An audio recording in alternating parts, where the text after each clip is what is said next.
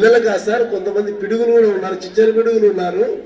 వీళ్ళకే నా చట్టాలు, మమ్మల్ని కూడా కొంతమంది బ్లాక్ మెయిల్ చేస్తున్నారు. పెద్దలకు మాకు లేదా అని కూడా అడిగిన వాళ్ళు ఉన్నారు. టీచర్స్ కూడా ఈ సభాముఖంగా చెప్తున్నాము. స్టిల్ మీకు కూడా ఉన్నాయి, ఖచ్చితంగా ఉన్నాయి, అన్ని చట్టాలు ఉన్నాయి. పిల్లల హరాస్మెంట్ నుంచి టీచర్లకు కూడా రక్షణ ఉంది. So we can. అలాగే ఎంప్లాయ్మెంట్ దీంట్లో మీకు పోష్ యాక్ట్ ఒకటి ఉంది. ఎంతమందికి తెలుసో నాకు తెలియదు. పోష్ యాక్ట్ గురించి విన్నారమ్మా? టీచర్స్ విన్నారా? పోష్ యాక్ట్ అంటే prevention of sexual harassment at work place. So ఈ చట్టం కూడా ఒకటి ఉంది.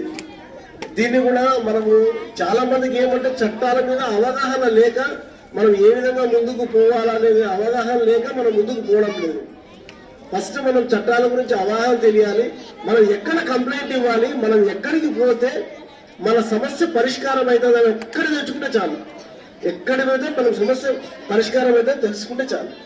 ఎక్కడికంటే మీకు ఏ వ్యవస్థలో కూడా మీరు ఎక్కడ పని చేయకపోయినా డిస్ట్రిక్ట్ లీగల్ సర్వీసెస్ అథారిటీకి ఒక చిన్న కంప్లైంట్ ఇస్తే మేము ఇమ్మీడియట్ గా యాక్ట్ చేస్తాం.